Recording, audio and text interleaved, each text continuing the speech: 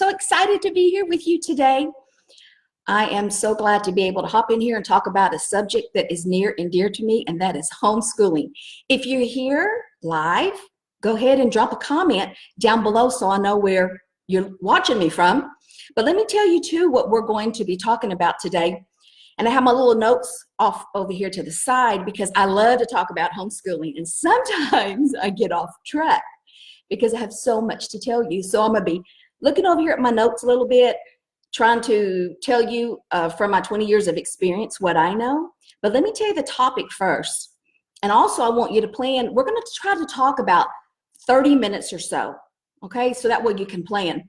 The topic we're gonna be talking about today is 3 lesser known problems, if you will, things that come up while homeschooling multiple children, but not just the problems, right? Because we can talk about our problems all day long.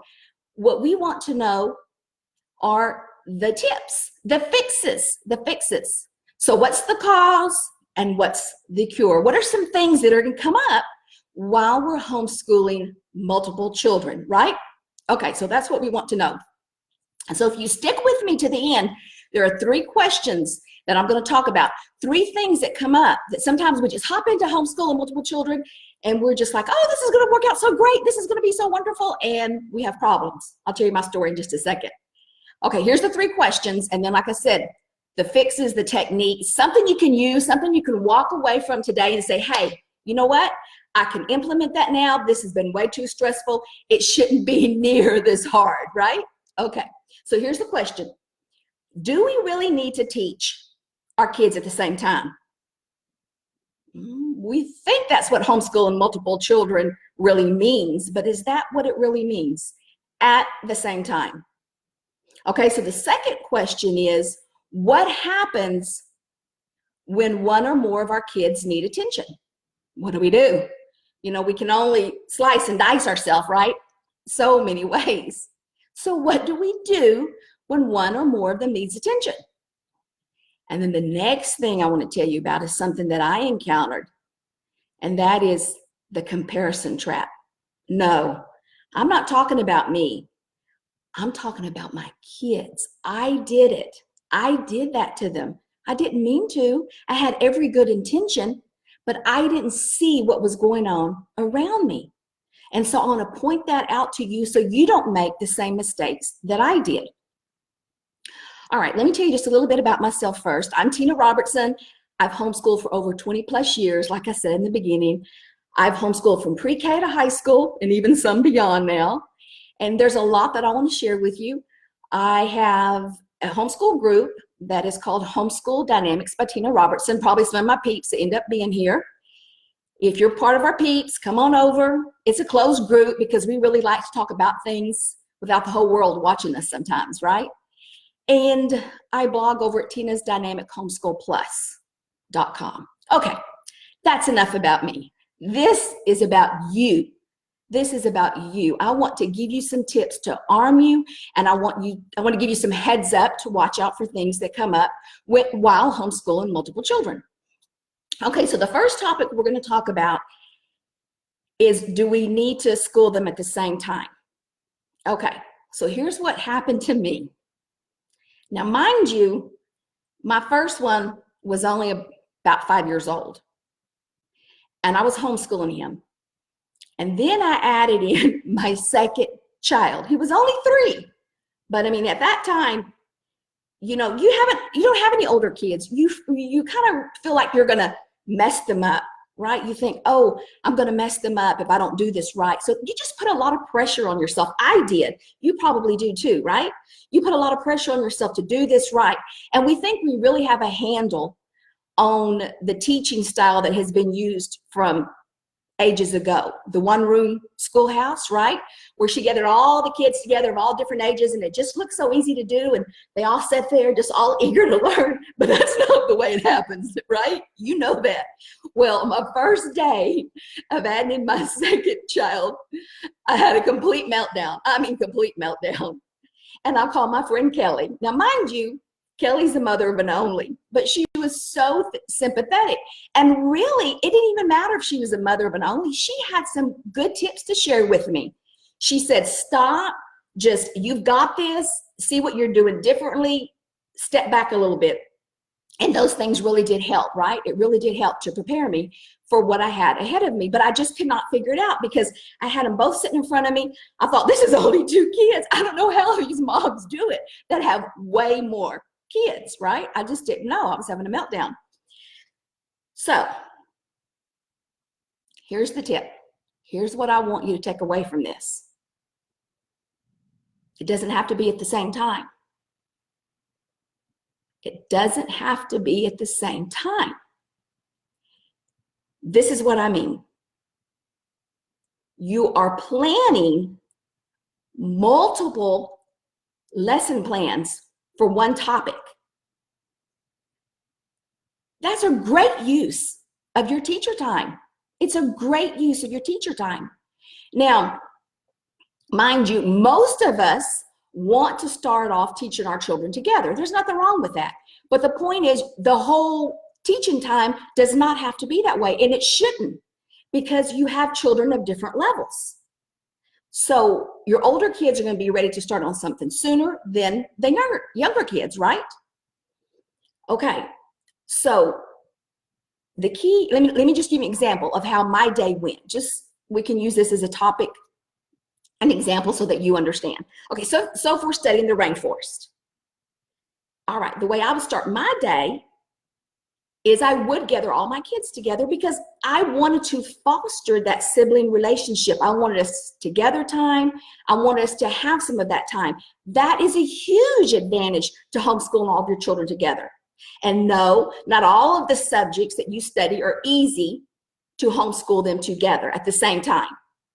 But that's the key point. You're on the same subject. It doesn't have to be at the same time.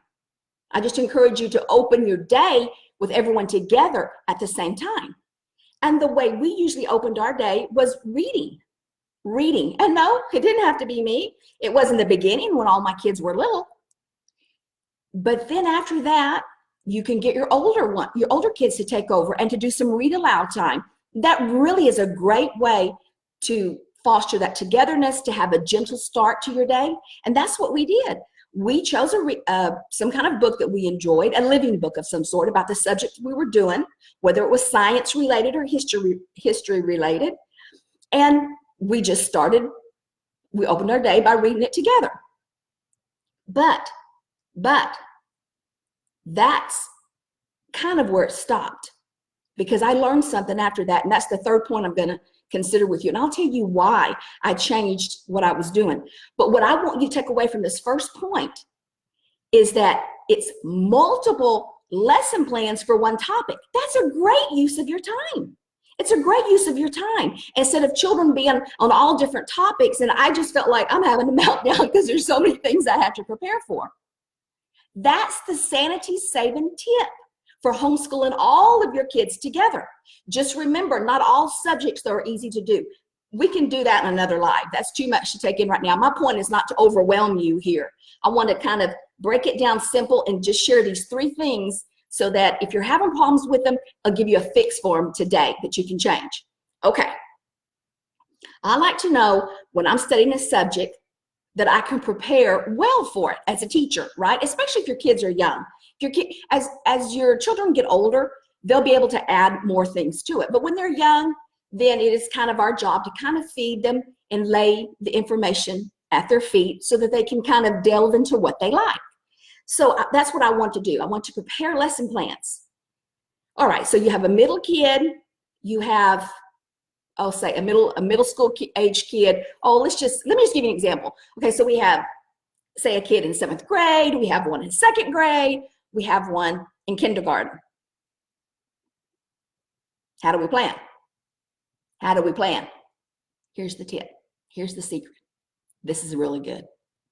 This what saves you a lot of time.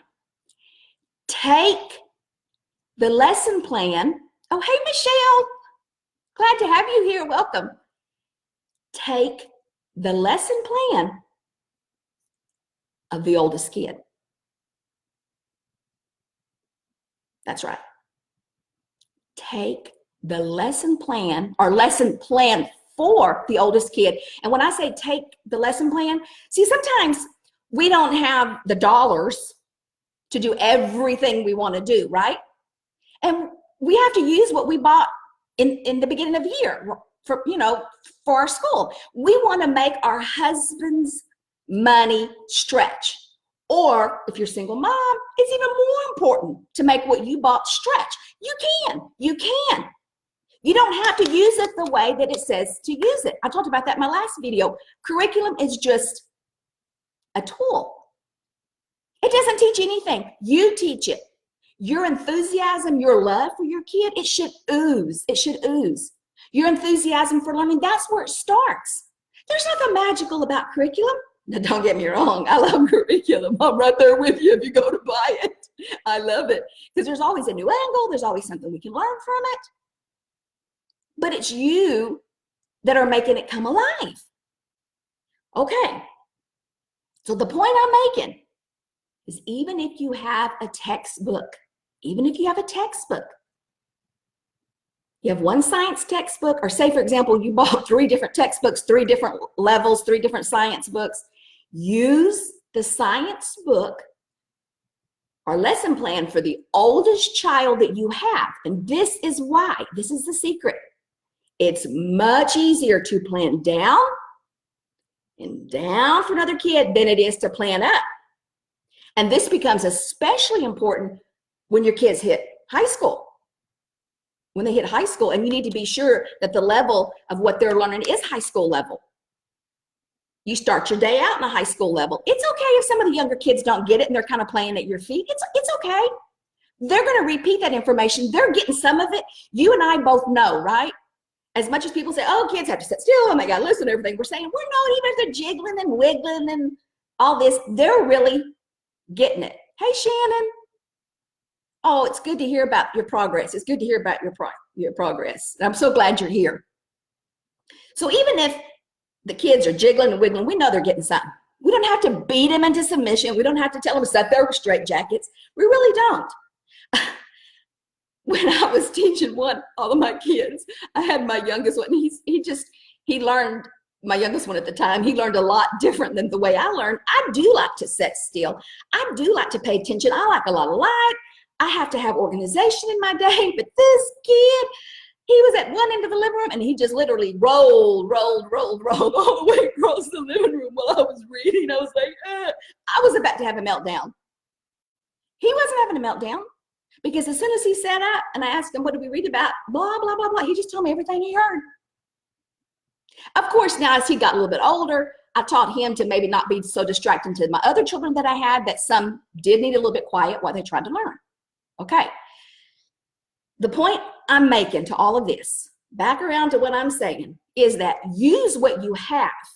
Use what you have to teach your kids, but don't start from a pre-K lesson and try to build up to middle school. It's hard. It's hard. You can do that. You can do it. But why? It's hard. It's harder to do that. I did it. I about had a nervous breakdown doing it, but I did it. Don't do that. We don't have to do that. And here's the point. Here's another tip. Here's another tip to save your money. Say you have kids that are 2nd grade, 3rd, 4th, 5th, or 3rd, 4th, 5th, somewhere along there.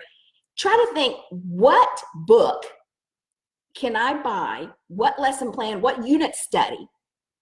Whatever. What do I have that's a grade above? A grade above, because like I said, you can bring it down. You can bring it down to their grade level.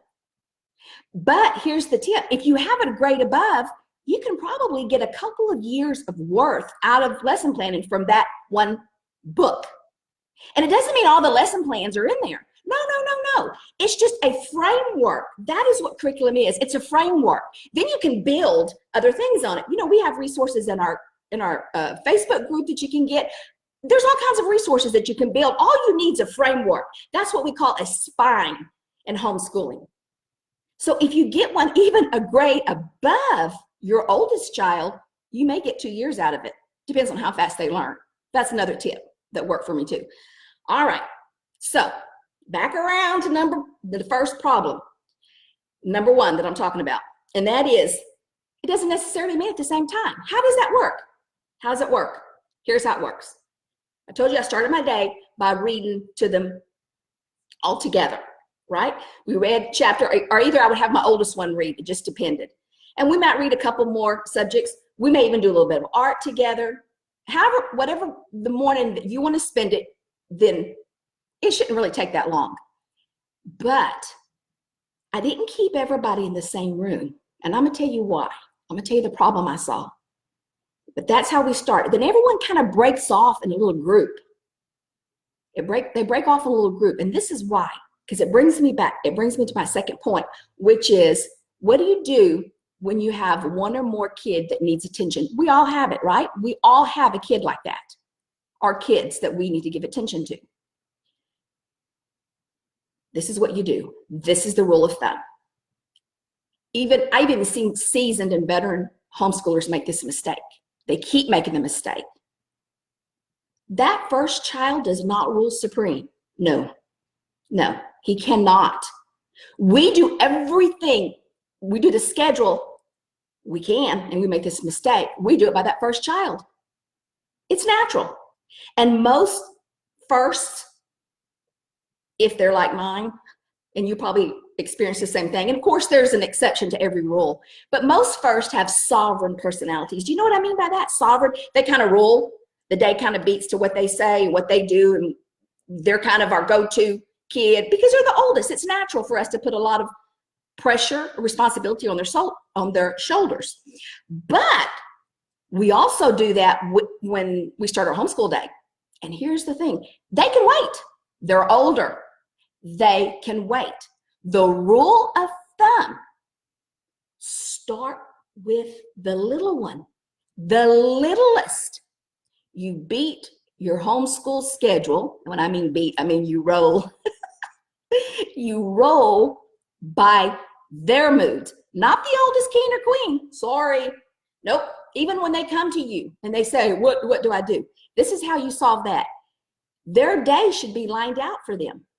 And if you need to work on a group of the younger kids, the younger siblings, then the older siblings, the older children, their schedule should be something that they can do independent of you. That's the rule of thumb, independent of you. It doesn't do any good to line out their day for that subject, that one topic we're on, if they have to constantly come to you for help. Okay, so like for my first one that was ruling sovereign, his strength was math. He loved math. He do math all day long. I don't know how's my kid, but anyway, he do math all day long. So I already knew what subject he would break away and do on his own about the topic we were doing while I worked with the younger siblings. I gave them their attention first. This is why they don't have a long attention span like the oldest do. And I'll tell you something else. For the oldest ones, it really taught them, hey, you know what? Mom only goes so many different ways to slice. You're just going to have to wait. And really, it teaches them manners, doesn't it? It teaches them manners. We don't want to oblige our child every time he interrupts us because they're children. Hence, they act like children. What they want comes first, right? Oh, we don't have to be, ugly or anything like that to them. We just tell them, this is the direction you're doing. It's lined out for you. Do these subjects. And while they're doing those subjects, you're working with your youngest learners. You may only have like about maybe 15 minutes, 20 minutes to help them before they're out of there, right? That toddler's off to create some mayhem somewhere else in the house. And here's the other thing too. Don't think that toddler's not testing you or that preschooler. They will continue to interrupt your day until you give them theirs first, right? So you give them theirs first because they're the toddler, they're the preschooler, they're the young ones. They need more of your attention. Now, as they grow, then you can tell them, you know what? You have to wait your turn too. And that really teaches them manners. It teaches them, hey, I got to wait on someone else here. The world isn't all about me. So many wonderful things to teach them. But it's something else positive that it teaches your older kids. And that is, hey, I need to be a little independent here. I don't need to be spoon-fed by mom. Now, spoon-fed doesn't mean we don't line out their subjects for the day. We should. We don't leave it up to a young child. Oh, what am I going to do and how long? 1, 2, 3, 4, 5. We line up their subjects. So by the time your oldest siblings or child gets to a subject he struggles with, guess what? That's right. You flip-flopped your day. Now you can work with him. And the others are off playing or do something they enjoy. And then as the younger ones get older and they come back to the table to learn, give me 5 minutes. You tell them, give me 5 minutes. I'm helping brother here, helping sis, right? That's what you tell them. But that's the tip. The rule of thumb, the younger ones get theirs first. So when you're planning with all of them together, flip-flop the subjects. Look, what I would do is I'd have a schedule. And on my website, I have an edible student schedule. Edible, not eatable, edible. Teacher schedule and student schedule. And I would just line them all the kids, I line them out, and I would go through and I would look at the subjects and compare them. Okay, I know, you know which subjects each child struggles with, right? You know that. So you put them down according on your day to where the struggles, they're opposite of each other. That helps. Let me give you one more tip that helps, especially if you have a large family. And then another tip that helps. And mothers with large families know this. They know this already. But something we can learn also from them. And that is the older siblings help with the younger siblings. They do. And sometimes I wonder, I don't know how I really taught the younger kids to read. I do remember doing it, but they just kind of fold in and they watch the older ones. They watch the older ones. That's the plus. The older one models. When they see that older one doing this and they're learning to read and he starts the day and it just naturally starts, somehow those younger ones just fold into it too. It's always the get going, the umph, that's the hardest part, right? The beginning. And then after you get the first couple of kids, then the other ones just kind of come along in the day. Okay, so those are 2 tips when everyone wants your attention at once. How are you planning? How are you planning? Plan vice versa, okay? Horizontal, cross, diagonal. That's the word, diagonal. You don't want to do horizontal. You don't do it at the same time. Do it diagonal. So this one kid's doing one and this other kid's doing another. Okay.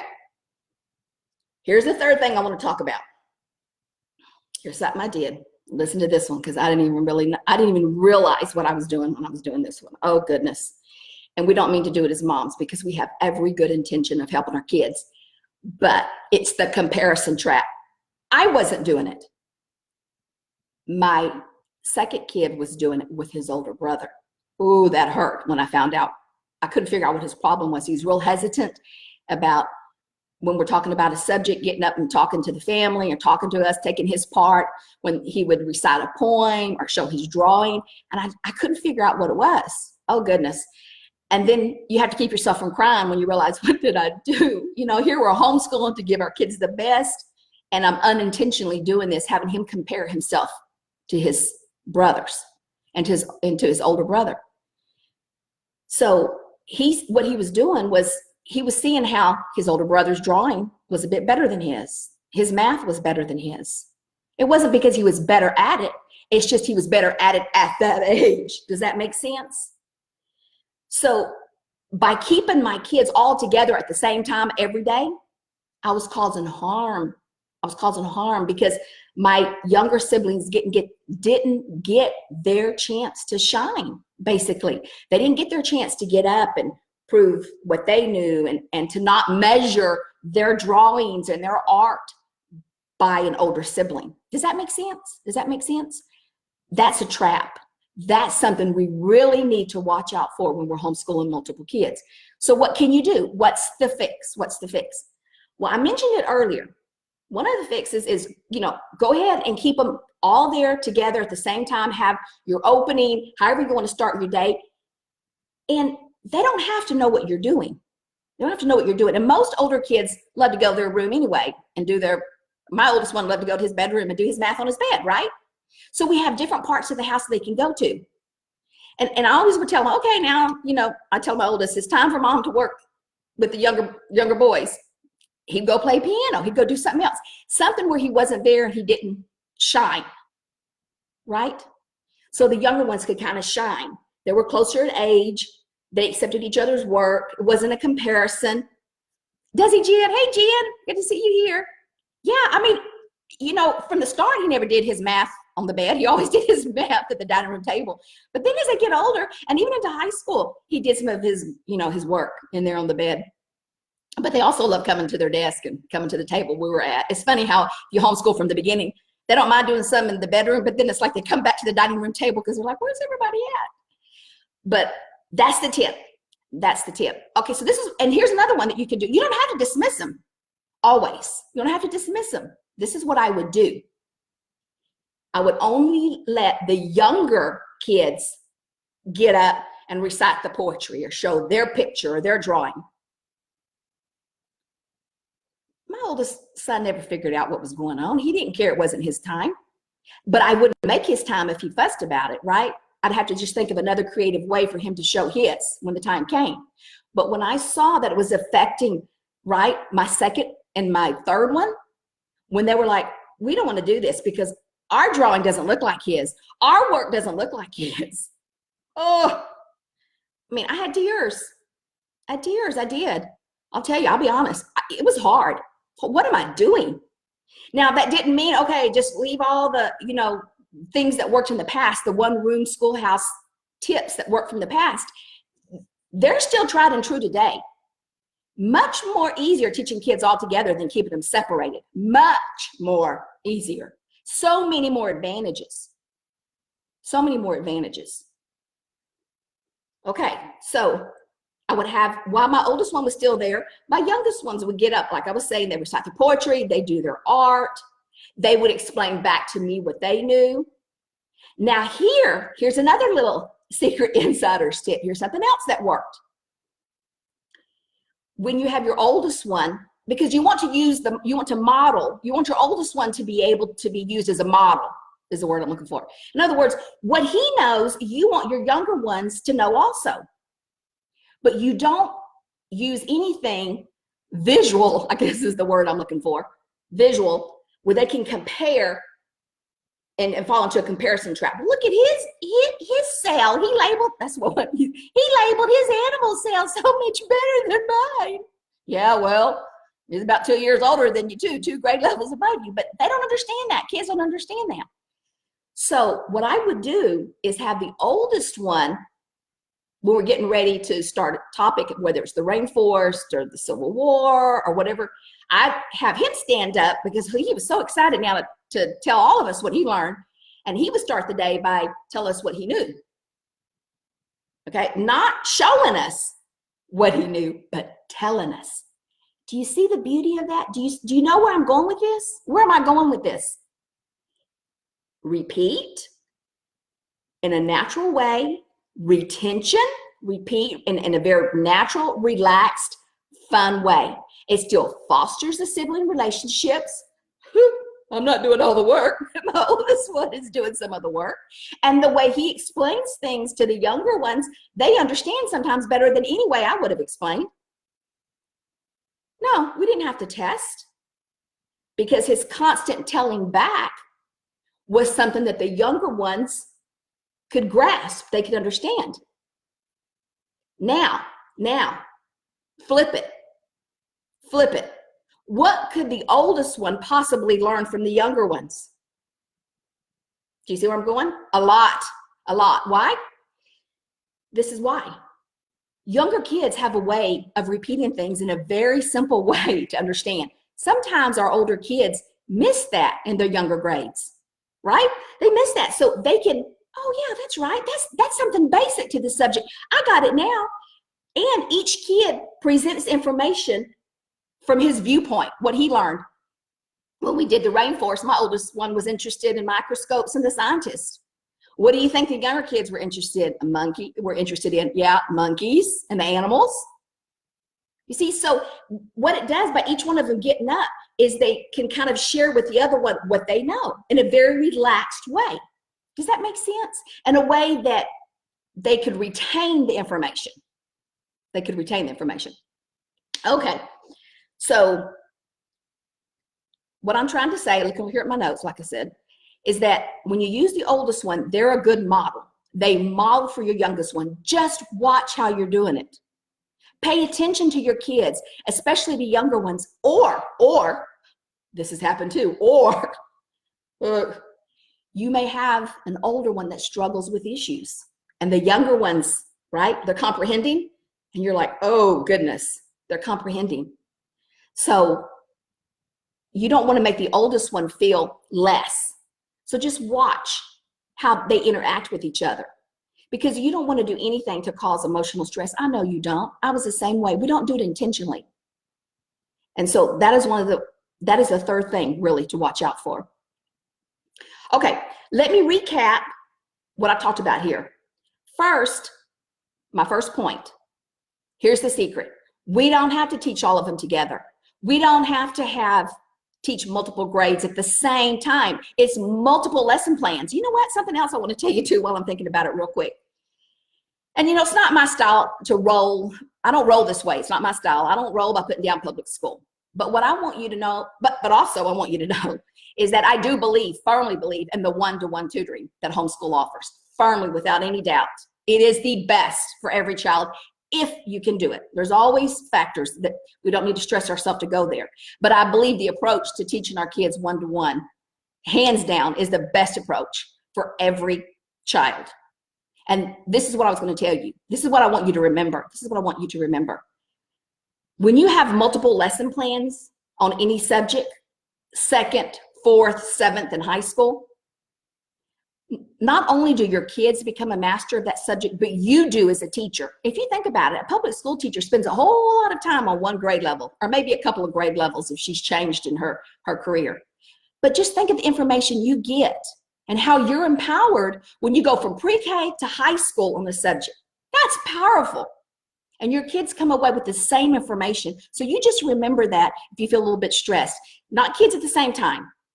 Take the lesson plan from a higher grade kid, and use that. Always plan down.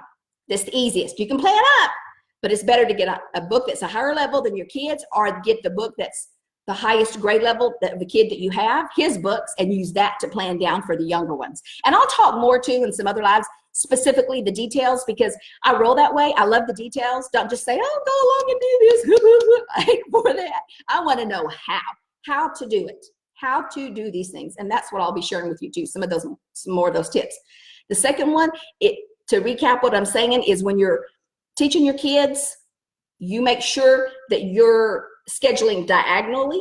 And what I mean by that is this kid, the oldest one, he does not reign supreme.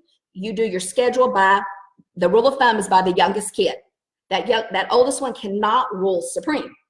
He can wait. He's oldest. He's the older one. He'll learn that he has to wait on these younger ones. And you don't have that much time with the little ones. When you have their attention, then they're off. So have him do something, the oldest ones or the oldest siblings doing something they can do independently while you work with the younger crew. Then you switch it. You work with the older ones while the younger ones are playing. That's the point I want you to take away from that. And then the third one is, don't let your kids get into comparison traps with each other. Try to watch when you're using your kids and they're having fun with each other, and you're having one get up in front of the rest of the siblings and talk about something. Be sure each one, the point I'm making, be sure each one has their time to shine, okay? Because they need it. And it will make them confident. It will make them be secure.